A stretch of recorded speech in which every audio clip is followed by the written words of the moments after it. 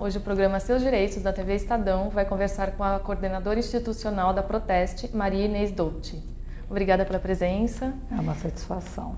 Ela vai analisar uns casos enviados pelos leitores ao jornal. No primeiro, a leitora Ivani Cardoso diz que comprou um celular Nokia pelo plano Vivo, que ela tinha 15 mil pontos, então o aparelho saiu de graça. Só que 2 dias depois ele falhou. Ela foi a uma loja da Vivo e soube que o aparelho era ultrapassado.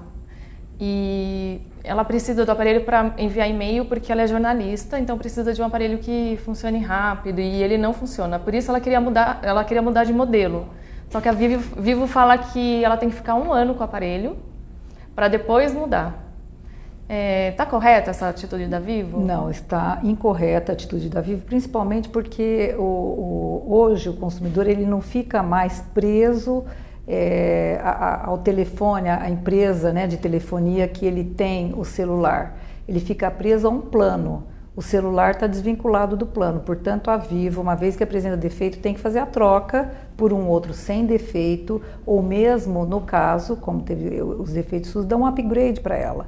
É o mínimo que eles podem fazer, principalmente porque ele não cumpre com a função do próprio aparelho, que é funcionar. Então ela deve pleitear esse direito, reclamar nos órgãos de defesa do consumidor, se for necessário ir até a justiça, porque há vários ganhos de causa nesse sentido, de consumidores que tiveram problemas e que tiveram os aparelhos trocados, com upgrade inclusive, ou então dinheiro devolvido. Certo. Como no caso não houve aí um pagamento efetivo, ela teria que ter um outro aparelho que realmente funcionasse e cumprisse com a função.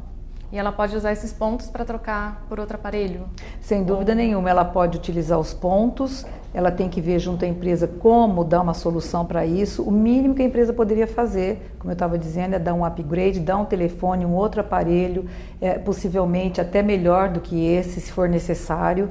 Se o problema for do aparelho somente, às vezes tem que fazer recall, né? Porque não se sabe, eu não sei a marca, mas às vezes tem que procurar para ver se não está com defeito, se não só ela, mas outros também estão tendo o mesmo problema, e aí há necessidade de se fazer um recall.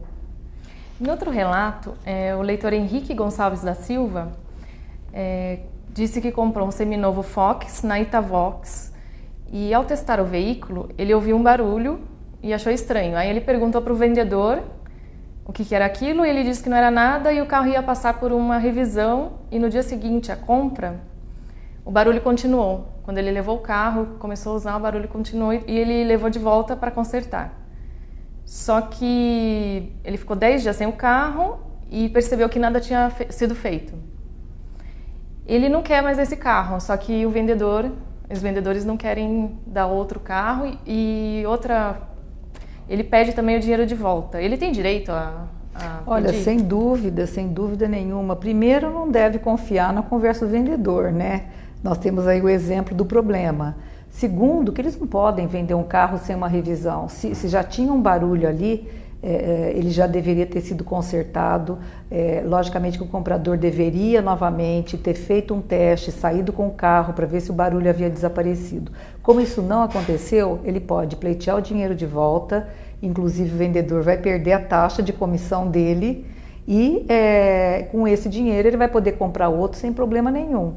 Agora, é importante que esses defeitos não coloquem em risco a segurança e a própria vida do consumidor. Esse tempo que ele está sem o veículo, ele pode juntar as despesas que ele está tendo com táxi, né, de forma que ele possa comprovar. Depois ele pode pleitear isso, um ressarcimento, pode ser na justiça ou mesmo nos órgãos de defesa do consumidor, mas isso tem que ser feito porque os carros, para serem colocados à venda, eles têm que estar sem barulho nenhum e em condições para venda.